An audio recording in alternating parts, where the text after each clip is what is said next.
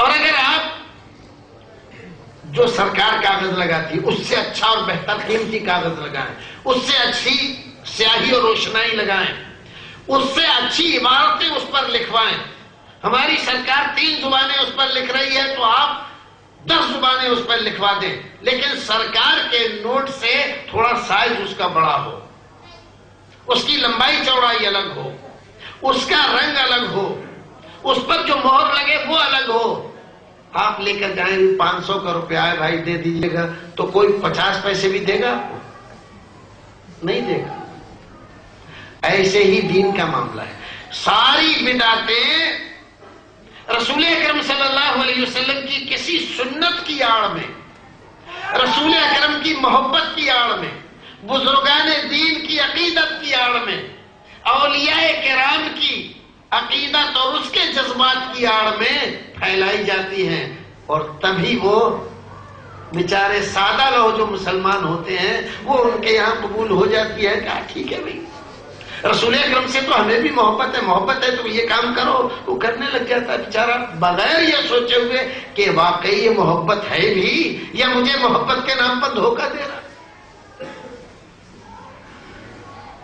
رسول اکرم صلی اللہ علیہ وسلم کی ایک حدیث جو ہمارے بعض بھائی کہتے ہیں نا کہ اس میں حرج کیا ہے. ہمارے کسی عزیز کا انتقال ہو گیا تیسرے دن دوسرے دن بعد اور دنوں میں سارے محلے میں بلاوا کر دیا گیا، بھائی قرآن خوانی ہے، سب تشریف لانا. عورتیں بھی آ رہی ہیں، مرد بھی آ رہے ہیں. آج کل مردوں کو تو زیادہ فرصت ہے نہیں، عورتیں بیچاری زیادہ اس میں حصہ لے رہی ہیں اور بڑی عقیدت سے بڑی محبت سے بچوں کو لے کر کپڑے وپڑے ٹھیک ٹھاک پہن کے قرآن خوانی کے لیے جا رہے ہیں. کس لیے؟ اگر وہ جنت سے ادھر رہ گیا ہو تو قرآن پڑھ کے زبردستی اس کو اندر کر دیا جائے. چاہے اس آدمی نے زندگی میں اپنے قرآن نہ پڑھا ہو، اب اس کا انتقال ہو گیا، اب یہ لوگ زبردستی پڑھ کر اس کو اندر کر دیں. جب منع کیا جائے کہیں اس میں کیا آ رہا ہے، جو قرآن ہی تو پڑھ رہے ہیں. اللہ کے بندو، قرآن جس کے اوپر نازل ہوا، قرآن جس نے سکھایا، قرآن جس نے سمجھایا، اس نے تو قرآن خوانی کی نہیں. جن کو پڑھایا قرآن ان لوگوں نے بھی نہیں کی. جن کے زمانے میں قرآن نازل ہو رہا تھا انہوں نے بھی قرآن خوانی نہیں کی. تو یہ سارے لوگ کم سمجھتے تھے دین کو، آپ زیادہ سمجھتے ہیں. آپ ان صحابہ کرام سے آگے بڑھنے کی کوشش کر رہے ہیں اور پھر آپ سمجھ رہے ہیں کہ ہم تو بالکل صحابہ کرام کے عاشق ہیں، رسول اکرم کے عاشق ہیں. ان کی سنتوں کی مخالفت کریں اور ان کے عشق اور محبت کا دم بھریں. کیسی عجیب تیزی ہے بھائی مسلمانوں کی. قرآن شریف سے ہم منع نہیں کرتے، ہم تو خود کہتے ہیں بھائی قرآن پڑھو. لیکن قرآن خوانی کے کن لوگوں کی یہاں زیادہ کثرت ہے کہ جو قرآن شریف کو جزدان میں بند کر کے تھوڑا سا عطر لگا کر چوم کر اوپر والے طاق میں رکھا. اب دوبارہ کب نکلے گا یہ؟ جب کوئی اور آدمی مر جائے گا محلے میں، اس سے پہلے توفیق نہیں ہے. تو کیا قرآن اس لیے آیا ہے؟ اب اگر کہو کہ بھئی قرآن پڑھو اور اس کو سمجھو، کم سے کم آپ 1 پارہ پڑھتے ہیں، 1 پارہ مت پڑھو، آدھا پارہ پڑھو. آدھے پارے کا جو ٹائم ہے وہ ترجمہ پڑھنے میں لگا دو تاکہ آپ کو پتا چلے کہ اس میں ہمارا رب کیا کہہ رہا ہے. تو آپ نہیں، اگر آپ نے پڑھنا شروع کیا اور کسی مولوی کے سامنے ذکر کیا، مولوی صاحب آج تو بڑا مزہ آ رہا ہے، اب میں قرآن شریف کو ترجمے سے پڑھ رہا ہوں. ارے یہ کیا کر رہے ہو تم سمجھ سکتے ہو قرآن کو؟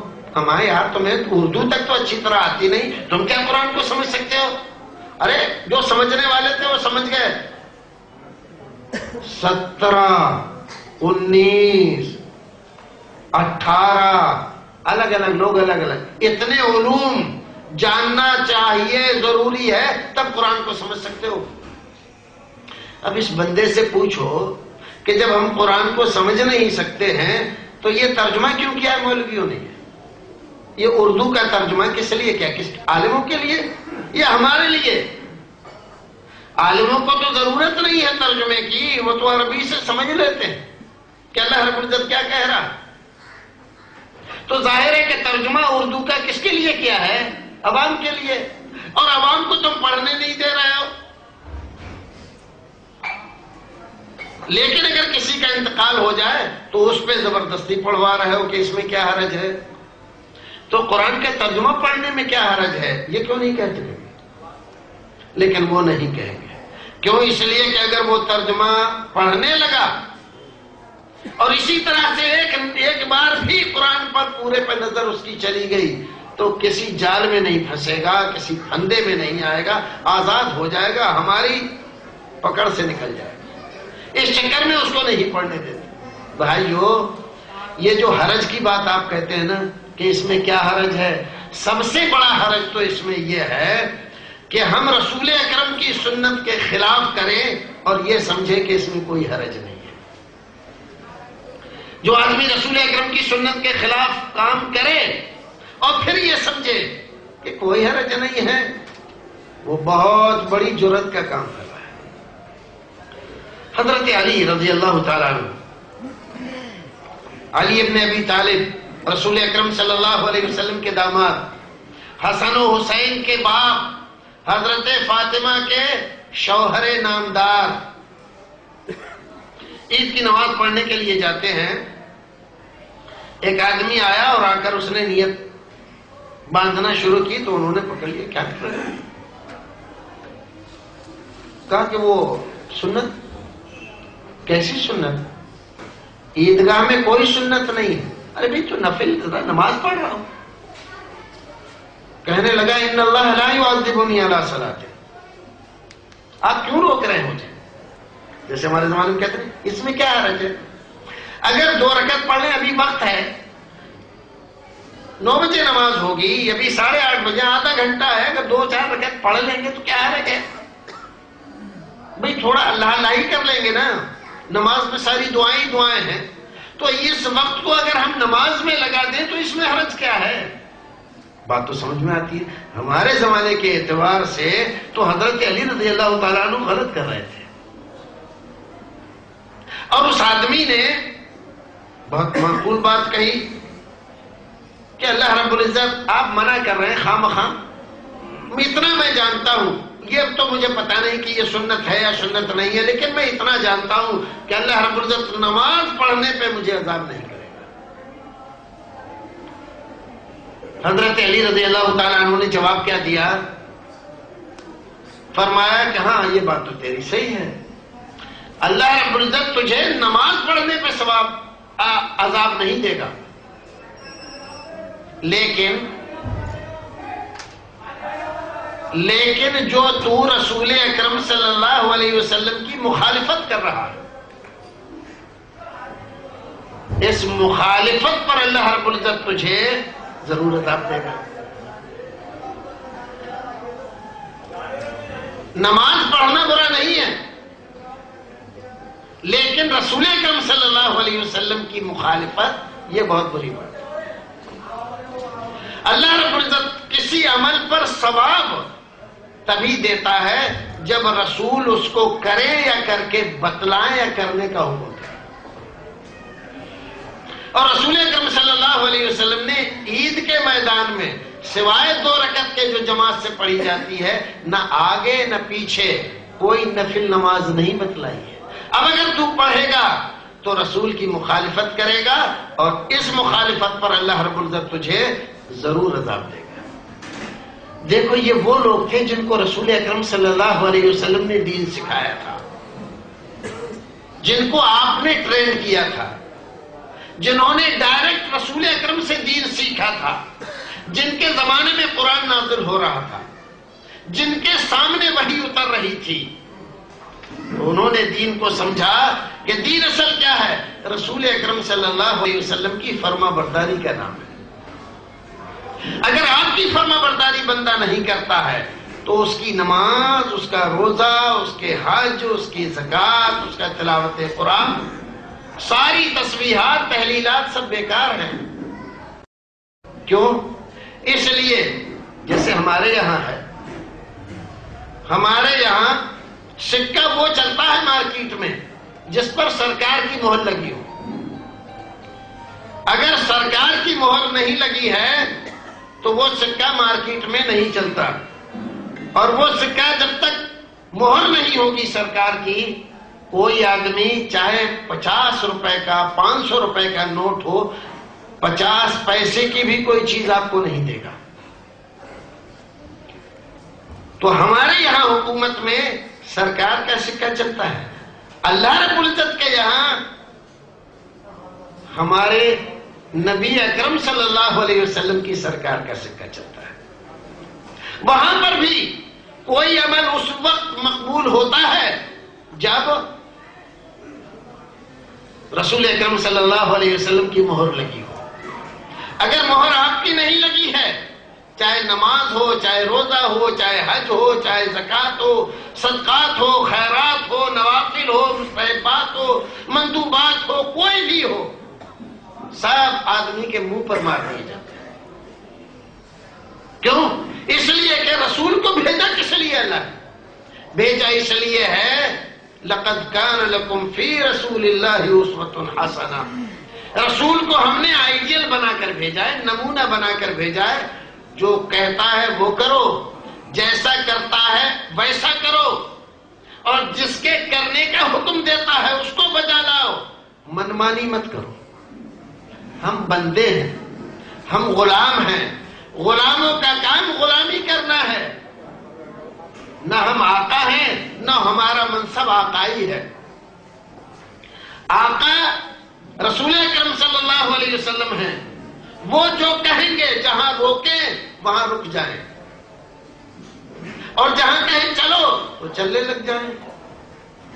یہ منصب اللہ رب العزت نے آپ کو دیا ہے. آپ کے علاوہ امت میں کسی کا یہ درجہ نہیں ہے. دیکھو ایک حدیث مسلم شریف کے رسول اکرم صلی اللہ علیہ وسلم کہ 3 صحابہ کرام آپ کے گھر گئے. معلوم یہ کرنا چاہتے تھے کہ رسول اکرم دن و رات میں کتنی عبادت کرتے ہیں. لیکن اتفاق کی بات کہ رسول اکرم صلی اللہ علیہ وسلم گھر پہ موجود نہیں تھے. ازواج مطہرات سے پوچھا انہوں نے، تو انہوں نے بتلایا بات کیا ہے، آپ تو ہیں نہیں. تو کہا ہم یہ پوچھنا چاہتے تھے کہ آپ دن و رات میں کتنی عبادت کرتے ہیں. تو انہوں نے بتلایا 5 وقت کی نماز پڑھتے ہیں، تہجد کی نماز پڑھتے ہیں، اشراق کی نماز پڑھتے ہیں، اور ایسا کرتے ہیں ویسا کرتے ہیں. ان لوگوں نے یہ سننے کے بعد تفصیلات فَكَأَنَّهُمْ تَقَالُّوهَا، ان لوگوں نے اس کو بہت کم خیال کیا. یہ سوچا کہ رسول اکرم صلی اللہ علیہ وسلم تو بخشے بخشائے ہیں، آپ کو زیادہ عبادت کرنے کی ضرورت نہیں ہے. لیکن ہم لوگ تو عام لوگوں میں سے ہیں، گنہگار ہیں، ہمیں زیادہ عبادت کرنی چاہیے. اور یہ کہہ کر ایک صاحب نے کہا کہ بھائی آج سے ہم ساری رات عبادت میں گزاریں گے، سوئیں گے نہیں. دوسرے صاحب نے کہا کہ اور ہم آج سے ہر دن روزہ رکھیں گے، کسی دن افطار نہیں کریں گے. تیسرے صاحب نے کہا کہ دیکھو مجھے تو ایسا لگتا ہے کہ عبادت الہی سے غافل کرنے والی اگر کوئی چیز ہے تو یہ بیوی بچے ہیں، بس آج سے یہ جھنجٹ ہی نہیں رکھے. تینوں آدمیوں نے یہ بات کہی اور وہاں سے چلے آئے. بظاہر اگر ہم اور آپ دیکھیں تو کتنی اچھی بات تھی ان کی. ایک آدمی روزہ رکھ رہا ہے ہر دن، ایک آدمی رات بھر نماز پڑھ رہا ہے. ہمارے اعتبار سے تو بہت پہنچا ہوا ہوگا، اس کے بڑے درجے ہونے چاہیے. جو کسی دن روزہ نہ توڑے، ہر دن روزہ رکھے، اس کے بڑے درجے ہونے چاہیے. اور ایک ایسا آدمی کہ اللہ کی عبادت کی وجہ سے بیوی بچوں سے تعلق نہ رکھے، اس کے بڑے درجے ہونے چاہیے. لیکن معاملہ بالکل الٹا ہے. رسول اکرم صلی اللہ علیہ وسلم جب تشریف لائے گھر تو ازواج مطہرات نے آپ کو بتلایا آپ کے 3 صحابی آئے تھے اور انہوں نے آپ کے معمولات پوچھے کہ آپ صبح سے شام تک کیا کیا عمل کرتے ہیں. ہم نے بتلا دیا کہ اس وقت آرام فرماتے ہیں، اس وقت سوتے ہیں، اس وقت نماز پڑھتے ہیں، اس وقت یہ کرتے ہیں. لیکن ان کو یہ لگا کہ آپ دنوں رات میں جتنا عمل کرتے ہیں یہ بہت تھوڑا ہے. ایک صاحب یہ کہہ گئے کہ اب ہر دن روزہ رکھیں گے، ایک صاحب کہہ گئے ہر رات نماز پڑھیں گے، ایک صاحب کہہ گئے بیوی بچوں سے تعلق نہیں رکھیں گے. نبی اکرم صلی اللہ علیہ وسلم ہو سکتا تھا سوچتے چلو کسی دن ملیں گے تو سمجھا دیں گے، لیکن آپ نے جب یہ بات سنی تو اس کو بہت بڑا خیال کیا. فوراً گھر سے مسجد نبوی پہنچے، حضرت بلال کو بلایا، کہا منادی کرو سارے لوگ جمع ہو جائیں مسجد میں. ندا کر دی گئی، حی علی الصلاۃ. سارے لوگ جمع ہو گئے.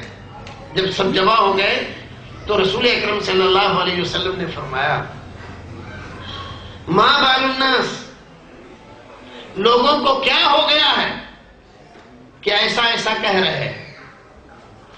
یہ آپ کی عادت مبارکہ تھی، سنت مبارکہ تھی، اور یہ آپ کا مبارک طریقہ تھا. آپ کو معلوم تھا، گھر پہ بتلا دیا گیا تھا کہ فلاں فلاں آدمیوں نے ایسی ایسی بات کہی ہے، لیکن آپ نے وہاں جا کر ان لوگوں کے نام نہیں لیے. سارے لوگ آتے رہے فلاں اٹھو تو ذرا کھڑے ہو، کھڑے ہو، دیکھو انہوں نے ایسا ایسا کہا ہے، تم کھڑے ہو، انہوں نے ایسا ایسا کہا. ایسا نہیں کرتے تھے آپ. کیوں؟ اس لیے کہ آپ کا مقصد کسی کو لوگوں کی نظر میں چھوٹا کرنا، ذلیل کرنا نہیں تھا.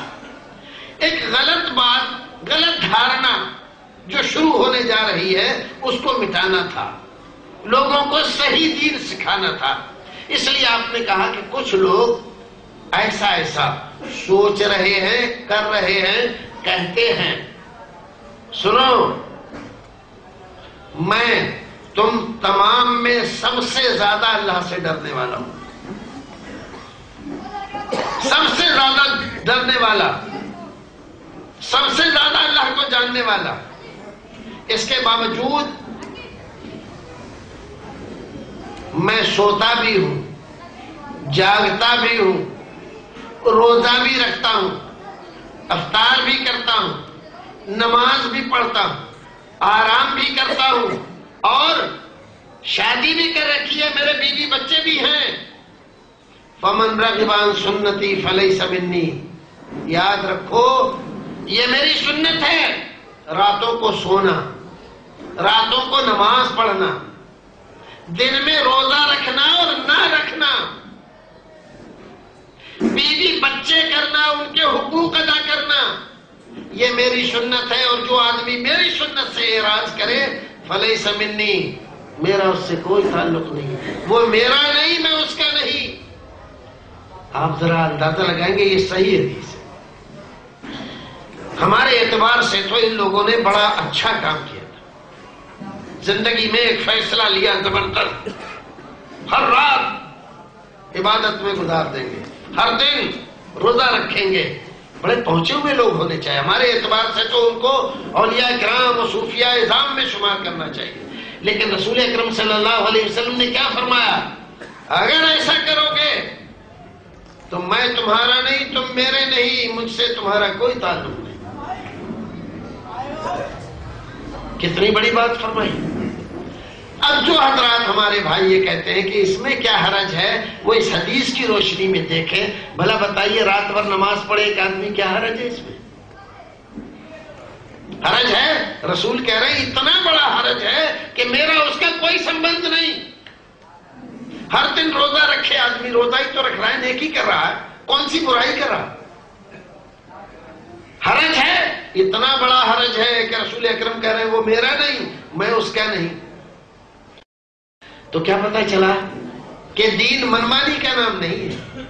کسی آدمی کو کوئی چیز اچھی لگ گئی، اس نے خود بھی کرنا شروع کیا، دوسرے لوگوں سے بھی کروانا شروع کر دیا کہ بھئی اس میں کیا حرج ہے، تو اچھی چیز ہے. ارے اچھی چیز ہی کے بہانے سے تو شیطان بدعتوں میں ڈالتا ہے آدمیوں کو. کوئی بری چیز لا کر شیطان ہمارے تمہارے کسی بھی آدمی کے سامنے رکھے گا تو ہم کیا اس کو قبول کر لیں گے؟ جب تک اس میں قرآن کے ثواب کی چاشنی نہ لگائے، ثواب دارین کی چاشنی نہ لگائے، جب تک کہ عقیدت رسول، احترام اولیاء، محبت بزرگان دین کی جب تک اس میں چاشنی نہیں لگائے، کون آدمی کون مسلمان ہے جو اس کو مان لے گا؟ نہیں مانے گا۔ تو یہ چاشنیاں ہمیں راستے سے ہٹا دیتی ہیں، سنت رسول سے دور کر دیتی ہیں۔ ان چاشنیوں سے بچنے کی ضرورت ہے۔ ایسا ہوتا کب ہے؟ تب ہوتا ہے جب سنت رسول کی اہمیت، قیمت، اس کا وزن ہماری نظروں میں کم ہو جاتا ہے۔ اور اگر ہماری نظروں میں سنت رسول کی اہمیت حقیقی معنی میں اجاگر ہو جائے، جتنی ہے اس کی اہمیت، جتنی قیمت اس کی ہے، سنت رسول کا جو حقیقی درجہ ہے وہ اگر ہم جان جائیں تو قسم پروردگار کی میں یقین رکھتا ہوں کہ کوئی بھی مسلمان کسی بدعت میں گرفتار نہ ہو۔ لیکن وہ بدعت میں گرفتار ہوتا ہی تب ہے جب سنت کو کم سمجھتا ہے۔ ایک حدیث یاد آ رہی رسول اکرم صلی اللہ علیہ وسلم کی، آپ نے فرمایا کہ جب جب کوئی قوم کوئی بدعت ایجاد کرتی ہے، مبتدا قوم بدعتا، نتیجے میں اللہ رب العزت ایک سنت کو ان سے اٹھا لیتا ہے، اور تب تک ان کو وہ سنت نہیں ملتی جب تک کہ وہ اس بدعت کو چھوڑ نہ دے۔ سب سے بڑی نحوست بدعت کی یہی ہے کہ سنت رسول ہم سے چھوٹ جاتی ہے، سنت رسول سے ہم محروم ہو جاتے ہیں، سنت کی روشنی ہم سے الگ ہو جاتی ہے اور بدعت کی تاریکیاں ہمیں آ کر گھیر لیتی ہیں۔ ایک مثال چھوٹی سی آپ کو دوں۔ ایک زمانہ تھا ہمارے ہندوستان میں، ہمارے بچپن میں بڑا زور تھا جب اذان ہو تو اشہد ان محمد رسول اللہ جب مؤذن کہے، انگوٹھوں کو چومنا، ان کو آنکھوں پہ لگانا، بڑا زور تھا اس کا۔ اور جو آدمی ایسا نہیں کرتا تھا اس کو کہتے تھے کہ یہ رسول کا دشمن ہے، رسول سے محبت نہیں کرتا، رسول سے عقیدت نہیں رکھتا، اسی لیے آپ کے نام آنے پر اس کو کوئی خوشی نہیں ہوتی۔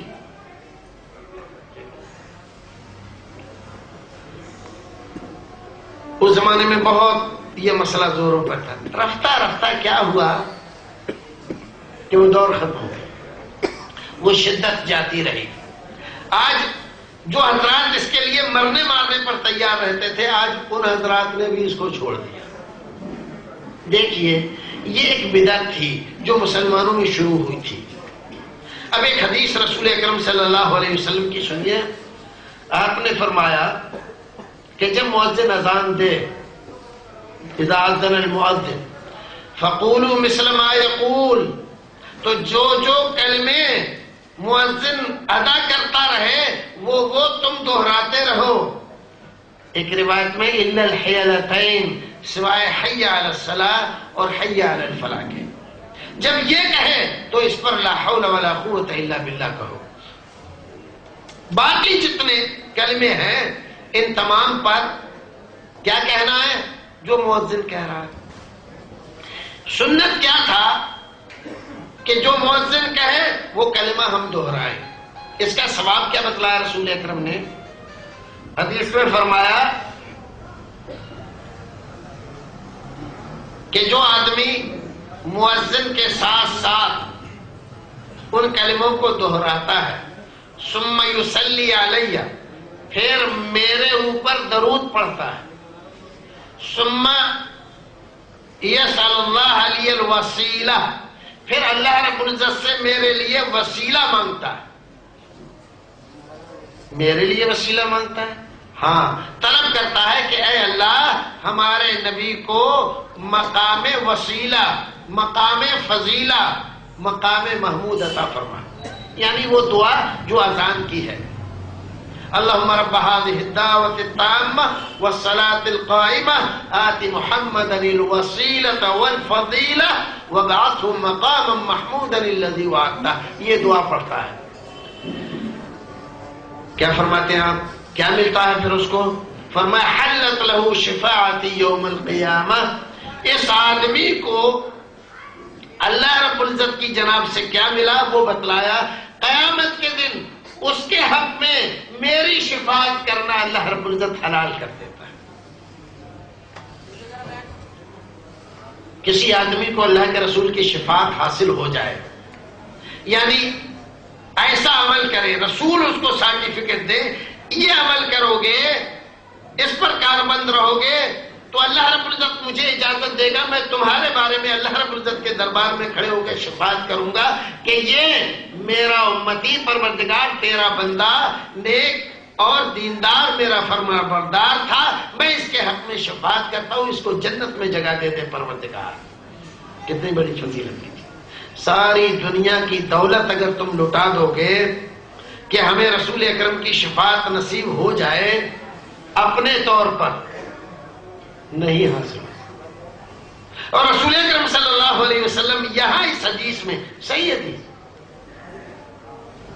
کیا فرما رہے ہیں؟ اس کے لیے شفاعت میری حلال ہو جاتی ہے.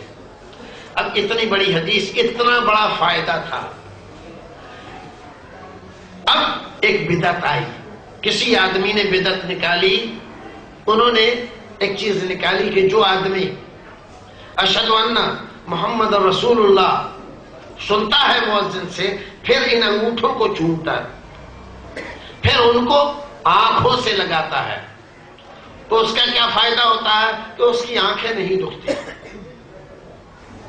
اس کی آنکھیں نہیں دکھتی. ایک طرف رسول اکرم کہہ رہے ہیں کہ میں جو بتلا رہا ہوں اس پر عمل کرے گا تو میری شفاعت کا مستحق ہو جائے گا.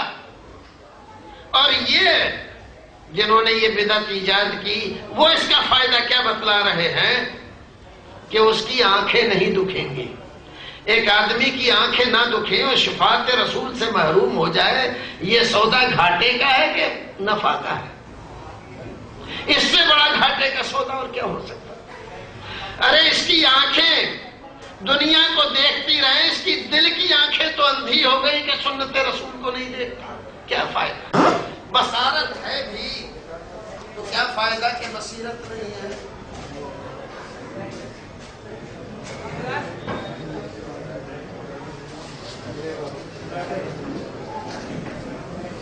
تو بھائیو، ایک طرف رسول اکرم صلی اللہ علیہ وسلم کی یہ گارنٹی ہے کہ اس کے لیے میری شفاعت حلال ہو جائے، اور دوسری طرف ہمارے بھائیوں کا یہ نسخہ ہے کہ اس کی آنکھیں نہیں دکھیں گی. اب یہ نہیں جانتے، کسی طبیب سے پوچھو جو آنکھوں کا ڈاکٹر ہے کہ آنکھوں کا دکھنا نعمت ہے کہ زحمت ہے. بظاہر ہمیں زحمت لگتا ہے لیکن وہ نعمت ہے آدمی کی. آدمی کی جب تک آنکھ دکھتی رہتی ہے تو آدمی کی آنکھ کی روشنی کمزور نہیں ہوتی. یہ جو نکلتی رہتی ہے، یہ جو آنکھ پر ہلکا سا پردہ سا آتا ہے اس کی وجہ سے وہ ختم ہوتا رہتا. بہرحال یہ دوسری بات ہے. نبی اکرم صلی اللہ علیہ وسلم نے ایک نسخہ بتلایا اور ان حضرات نے ایک نسخہ. دیکھیے، رسول نے کہا کہ جب وہ اشہد ان محمد رسول اللہ کہے تو اشہد ان محمد رسول اللہ کہو. یہ سنت تھا، یہ قول اور یہ فرمان رسول تھا. ان حضرات نے کیا بتلایا کہ نا یہ مت کہو اشہد ان محمد رسول اللہ مت کہو، بلکہ کیا کہو؟ وہ کہہ رہا اشہد ان محمد رسول اللہ، تم کیا کہو؟ قرۃ عینی بک یا رسول اللہ. دیکھیے، جب ایک بدعت ایجاد کی گئی تو سنت ہاتھ سے چلی گئی. سنت اللہ رب العزت نے اٹھا لی. اب اس سنت پر عمل کرنا اس آدمی کو اس وقت تک نصیب نہیں ہوگا جب تک اس بدعت سے یہ توبہ نہ کرے. ضروری ہے اگر سنت پر عمل کرنا چاہتا ہے بندہ تو بدعتوں سے اجتناب کرے، بدعت کو چھوڑے. بدعت کو نہیں چھوڑے گا تو سنت نہیں ملے گی اس کو، اور سنت نہیں ملے گی تو رسول اکرم صلی اللہ علیہ وسلم کی شفاعت بھی نہیں ملے گی۔ اور جو محبت کے دعوے کر رہا ہے یہ محبت بھی جھوٹی کہلائے گی، کیونکہ رسول اکرم صلی اللہ علیہ وسلم نے فرمایا من احب سنتی فقد احبنی، جس نے میری سنت سے محبت کی اس نے مجھ سے محبت کی۔ ومن احبنی کان معی فی الجنہ، اور جس نے مجھ سے محبت کی وہ میرے ساتھ جنت میں ہوگا۔ رسول سے محبت کرنا جنت میں جانے کا ذریعہ ہے، لیکن رسول سے محبت کرنا زبانی جمع خرچ نہیں۔ معیار بھی بتلا دیا ہے کہ مجھ سے محبت کرنے کا مطلب یہ ہے کہ میری سنت سے محبت کرو، اس کے مقابلے میں کسی کو مت سمجھو، اور میری سنتوں سے اعراض کرنا اور چھوڑ دینا اور لوگوں کی ایجاد کی ہوئی چیزوں کو پکڑ لینا، اس سے نہ تو جنت ملے گی اور نہ میری محبت حاصل ہوگی۔ محبت کے نام پر جتنے مسلمانوں کو نقصانات پہنچائے گئے، بلکہ ان کے ایمان پر، سنتوں پر ڈاکے ڈالے گئے ہیں، شاید اتنے کسی اور چیز کو لے کر دین کو نہیں بگاڑا گیا۔ رسول اکرم صلی اللہ علیہ وسلم اس دنیا میں تشریف لائے، ابھی ایک تہوار بنا لیا گیا ہمارے ہندوستان میں ایک چیز، رسول اکرم صلی اللہ علیہ وسلم کی پیدائش، ولادت۔ اس میں کوئی شک نہیں ہے کہ رسول اکرم صلی اللہ علیہ وسلم کی ولادت نہ صرف ہمارے مسلمانوں کے لیے بلکہ ساری کائنات کے لیے باعث شادمانی ہے، لیکن یہ شادمانی و مسرت اللہ رب العزت نے یہ نعمت ایک بار دی، بار بار نہیں دیتا۔ رسول بار بار پیدا نہیں ہوتے، ایک بار پیدا ہو گئے، یہ نعمت مل گئی، یہ مسرت اور یہ شادمانی کا احساس ہمیں ہر وقت رہنا چاہیے۔ یہ نہیں کہ سال کے 12 مہینوں میں ایک مہینے کو خاص کر لیا، ایک تاریخ کو خاص کر لیا، وہ تاریخ آئی تو محبت کا ایک سمندر ہے جو موجیں مار رہا ہے، محبت نکلی پڑ رہی ہے ہمارے مکان سے، ہماری دکان سے، ہمارے چھجوں سے، ہمارے گلیاروں سے، ہمارے مکانات کے آس پاس کے راہوں سے، راستوں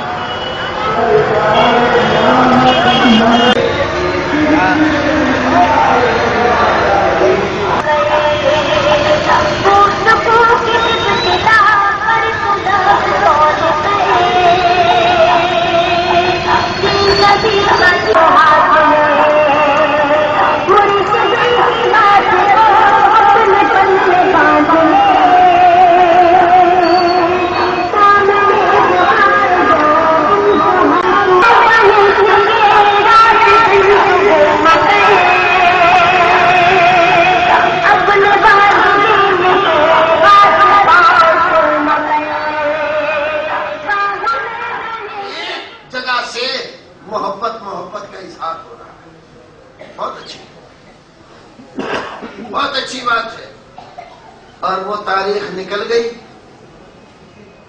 ہمارے گھر، ہماری دکانیں، ہمارے دل اور ہمارے گلیارے، ہمارے محلے، ہماری آبادیاں، ہماری بستیاں سب سونی پڑی ہوئی ہے۔ کیوں؟ اب محبت نہیں ہے، کیوں اب عقیدت نہیں ہے؟ رسول اکرم کی ولادت کی خوشی اب نہیں ہے۔ اگر خوشی کا مطلب جھنڈیاں اور ڈنڈیاں، اگر خوشی کا مطلب یہ شادیاں اور اب نعت پیش کر رہا ہوں۔ خواتین و حضرات، قرآن مجید کا 15واں پارہ، سبحان الذی، پاک ہے وہ ذات جس نے اپنے عبد کو سیر کرائی راتوں رات مسجد الحرام سے مسجد الاقصی تک، خواتین و حضرات تفسیر پیش کر رہا ہوں، اللہ ہی جانے کون بشر ہے. توجہ.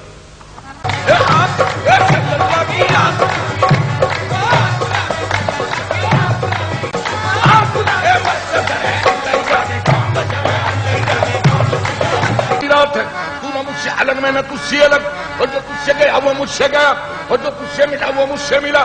بس یہی فیصلہ آج کی رات ہے. پھر کہا تمہیں سلمان میرا دیکھ لے، جو تجھے دیکھ لے وہ مجھے دیکھ لے، میں تجھے دیکھ لوں تو مجھے دیکھ لے، دیکھنے کا مزہ آج کی رات ہے.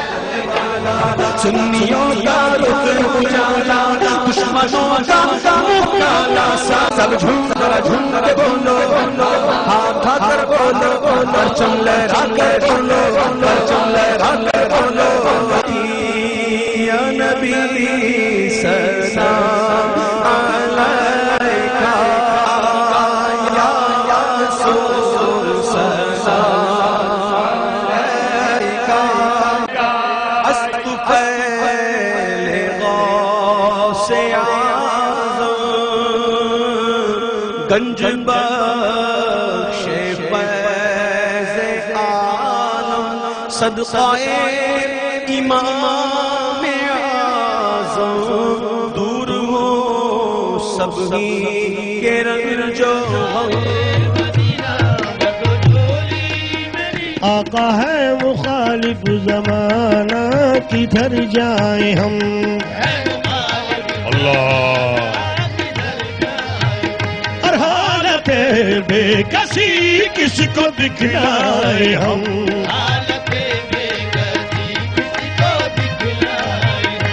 ہم تمہارے بھکاری ہیں یا مصطفیٰ،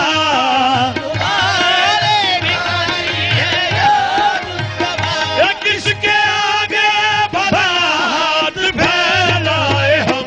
بھر دو جھولی میری سرکار مدینہ،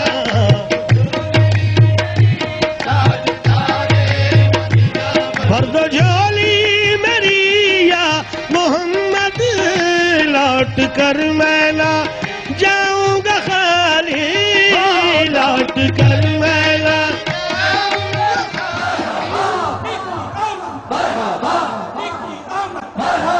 کی آمد، سرور کی آمد، دلبر کی آمد، انور کی آمد، منیر کی آمد، سراج کی آمد، نبی کی آمد. منصوب کے بولو، جلوہ میرا کر بولو، ارے اونچا بولو اور اونچا بولو.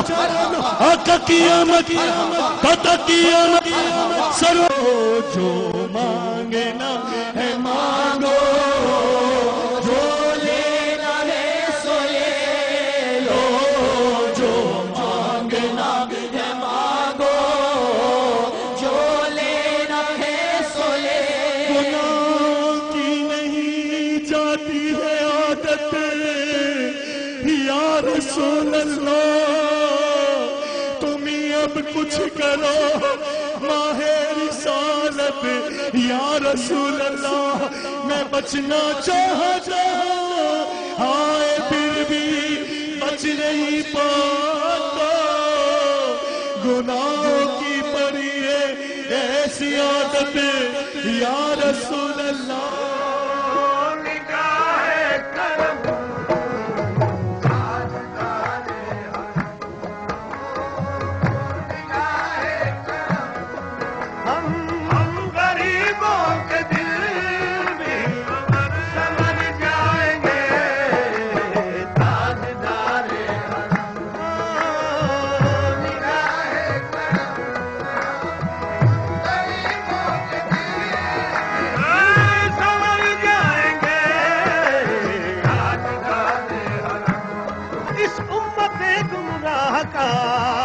تیرے سوا کوئی نہیں یا رحمت للعالمین یا مصطفیٰ، یا مصطفیٰ صلی اللہ.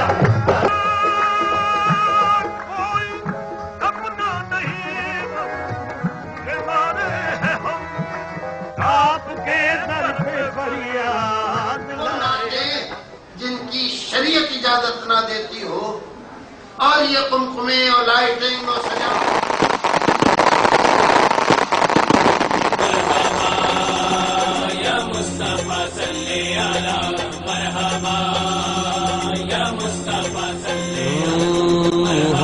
زمانے میں بہار آئی بہاروں پر بہار آئی مرحبا یا مصطفیٰ صلی علی مرحبا یا مصطفیٰ صلی علی نصیب جھنڈے لگا کلیاں سجاؤ جھنڈے لگا کلیاں سجاؤ کر لو جگا گھر جگمگاؤ کر لو جگا گھر جگمگاؤ راضی ہوگا رب ذوالجلال مرحبا راضی ہوگا رب ذوالجلال مرحبا یا رسول اللہ مرحبا مرحبا یا حبیب اللہ مرحبا مرحبا تو سخاوت ہے عادت تمہاری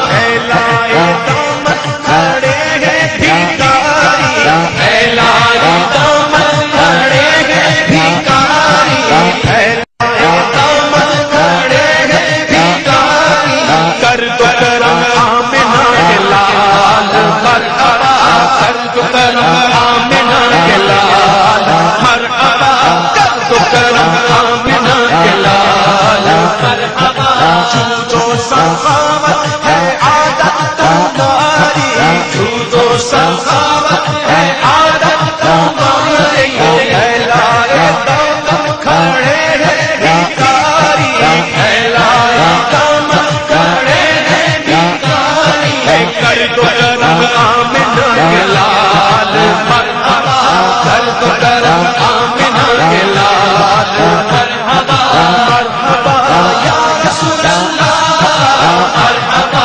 مرحبا یا حبیب اللہ مرحبا مرحبا جشن ولادت مناتے رہے محبت کی دلیل ہے تو آپ کو یہ ماننا چاہیے کہ آج جب وہ تاریخ نکل گئی تو آپ رسول سے محبت نہیں کرتے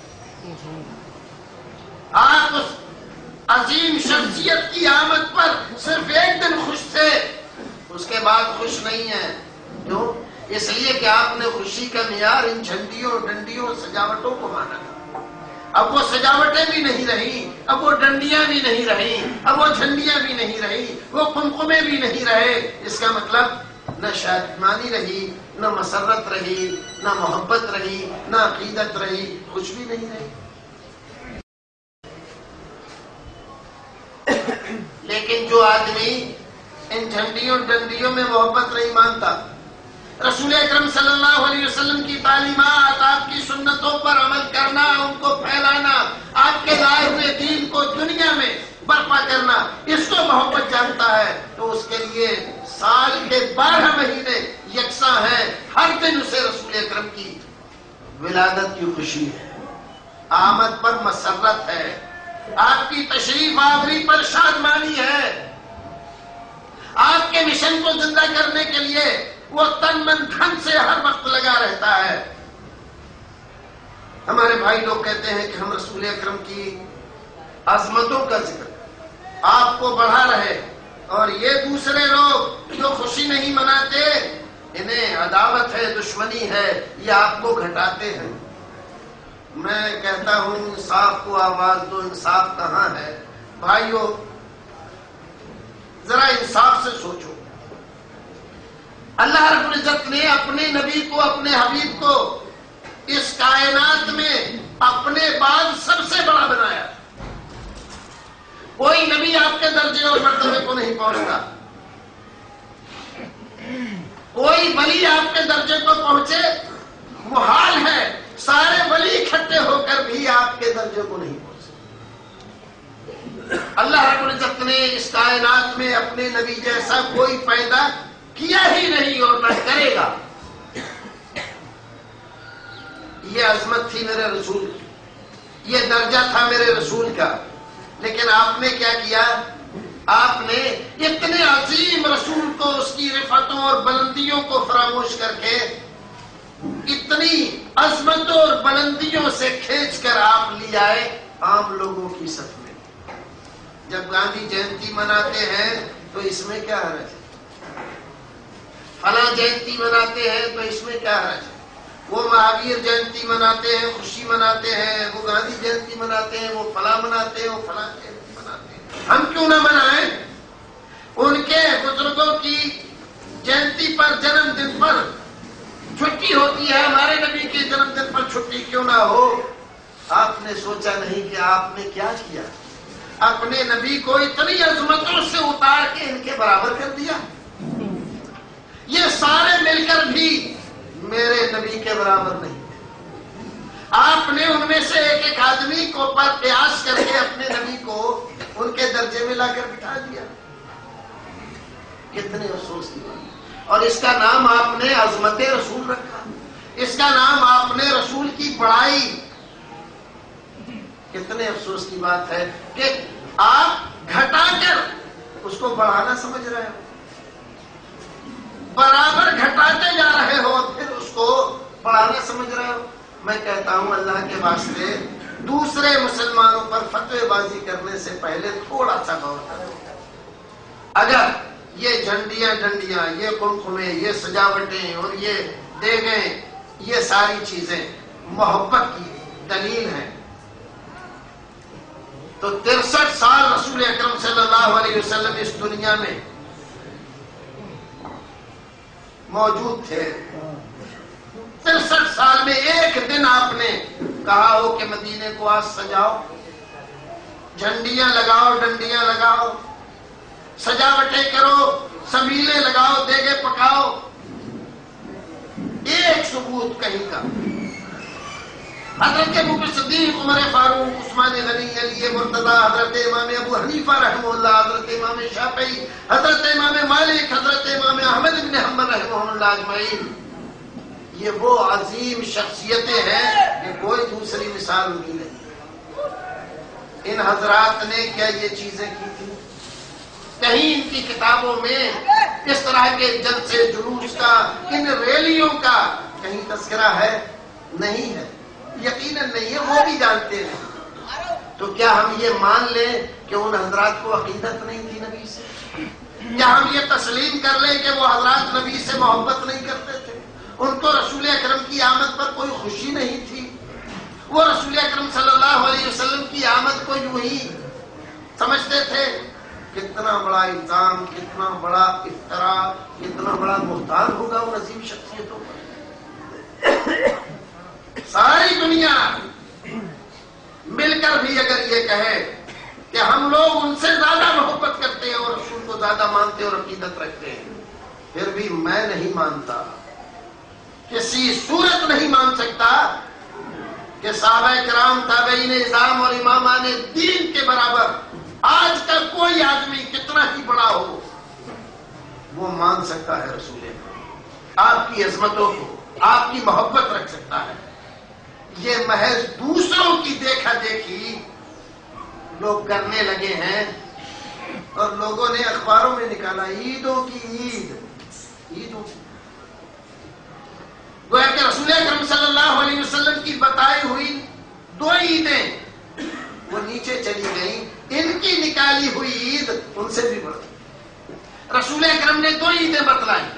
آپ تشریف لائے مدینہ، صحابہ کرام کو وہاں انصار کو دیکھا کہ میلہ کرتے ہیں، کچھ دنوں میں خوشی کرتے ہیں۔ پوچھا کیا ہے؟ کہا ہمارے باپ دادا کے زمانے سے ہوتا چلا ہے، اس لیے ہم ان دنوں میں خوشی مناتے ہیں۔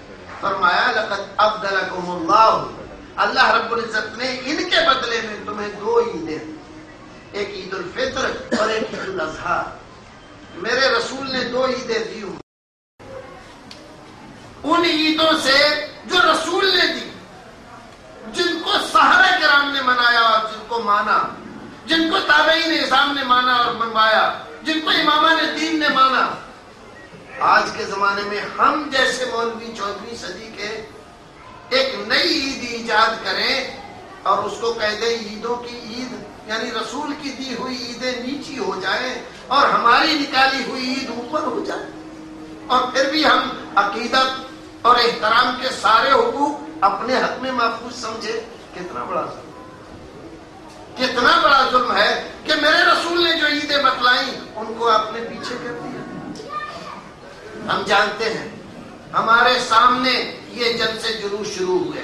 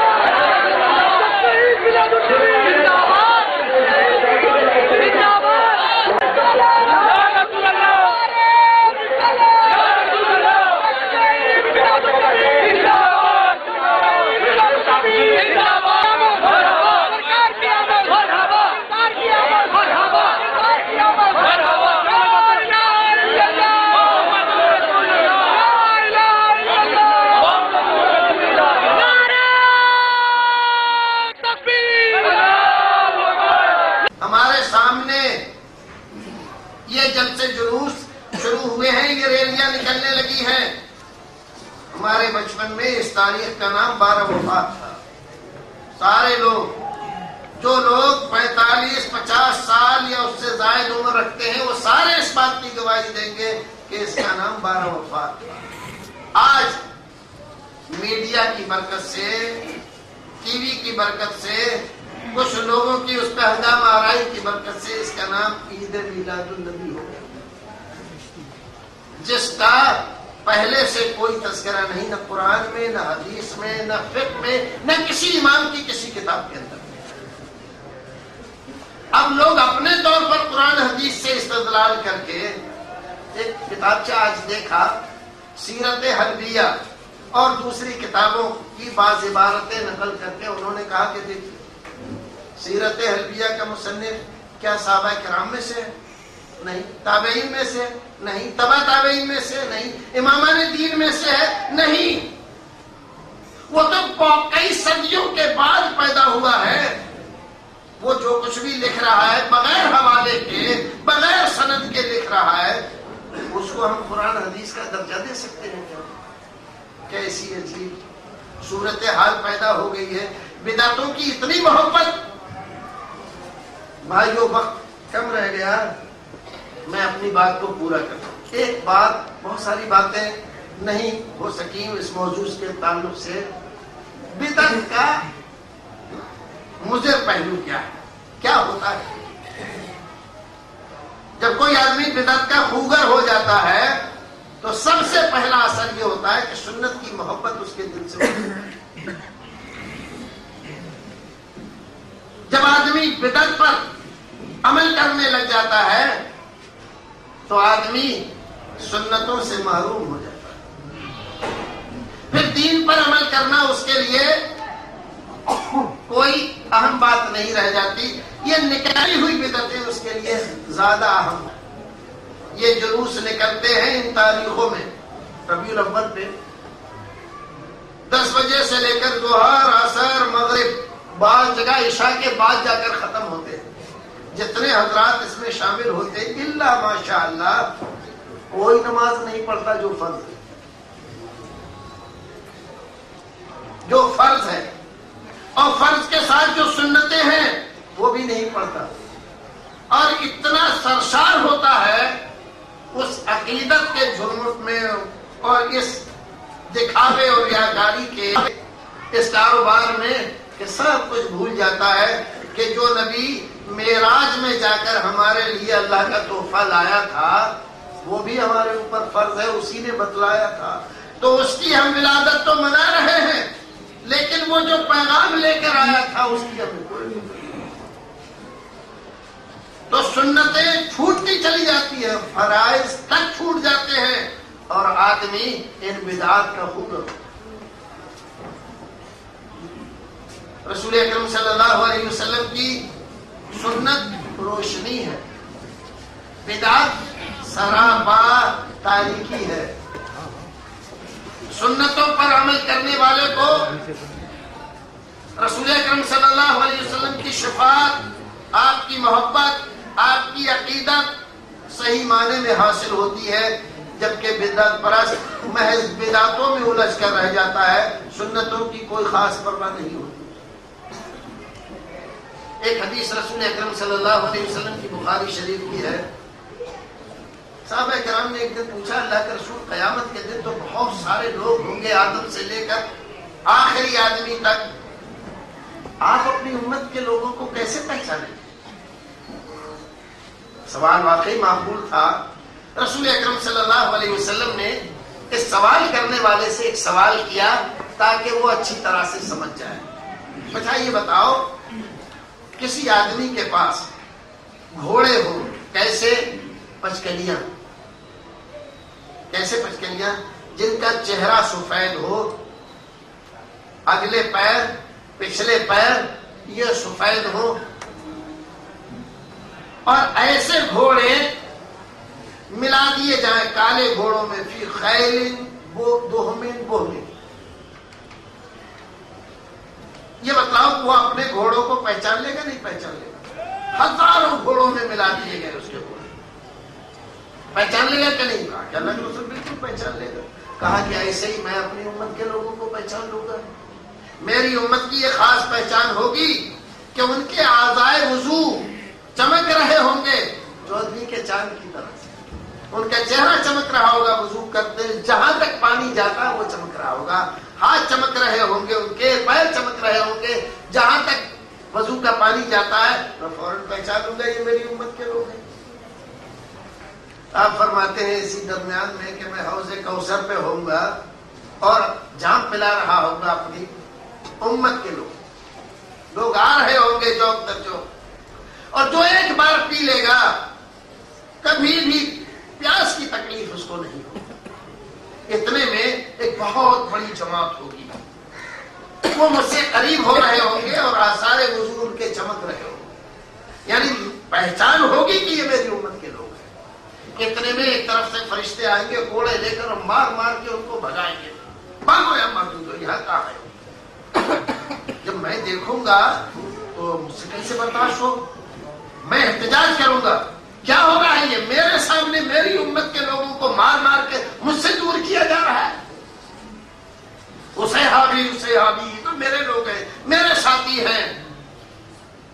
فرشتے کہیں گے یا رسول اللہ انک لا تدری ما احدثوا بعدک, بعد روایتوں میں قد غیروا بعدک یا رسول اللہ. اللہ کے رسول آپ ان کو جانتے نہیں ہیں, ان کے ظاہری چہرے مہرے سے دھوکہ کھا رہے ہیں. کون ہے یہ؟ قد غیروا بعدک یا رسول اللہ, یہ وہ ہیں انہوں نے آپ کے دین کو آپ کے بعد بدل دیا تھا, یہ بدعتی ہیں, انہوں نے بدعتیں ایجاد کی. اتنا سنیں گے رسول اکرم صلی اللہ علیہ وسلم تو کیا فرمائیں گے؟ رحیم ہے, کریم ہے, رحمت للعالمین. کہا چھوڑا جانے تو یار, محبت میں سب کچھ کیا تھا, لیکن وہاں ایسا کچھ نہیں ہوگا. جب یہ سنیں گے کہ دین کو بدلا انہوں نے، دین کو بگاڑا، بدعتیں ایجاد کی، سنتوں کو مردہ کیا، فرمائیں گے سوکن سوکن لمن غیر آبادی، جن لوگوں نے میرے بعد میری سنتوں کی پرواہ نہیں کی، دین کو بگاڑا، اس کو تبدیل کیا، نئی نئی بدعتیں ایجاد کی، ان کو جلدی میری نظروں سے دور کر دو، میرا ان سے کوئی تعلق نہیں۔ بھائیو مسلمانوں، یہ رسول اکرم صلی اللہ علیہ وسلم کی صحیح حدیث بخاری شریف کی بدعتوں کا سب سے، اگر کوئی اور نقصان نہ ہو، سب سے نظر انداز کر لو، قیامت کے اس انجام کو آپ دیکھ کر ایک مسلمان کو کانپ جانا چاہیے اور بدعت سے توبہ کر لینا چاہیے کہ کہیں ایسا نہ ہو کہ بدعتوں کی وکالت کرتے کرتے، بدعتوں کی محبت میں زندگی گزارتے گزارتے کہیں شفاعت رسول سے اور حوض کوثر پہ جانے کوثر سے محروم نہ کر دیا جائے۔ پروردگار ہمیں اور آپ کو نیک عمل کرنے کی توفیق عطا فرمائے، جب دنیا سے لے جائے امام سلامتی کے ساتھ لے جائے، رسول اکرم صلی اللہ علیہ وسلم کی حقیقی محبت سے ہمیں آشنا کرے، اور پروردگار ہمارے سینوں کو عقیدت و محبت رسول سے اور فرما دے کہ اس کے بعد کسی اور کے لیے جگہ نہ رہ جائے۔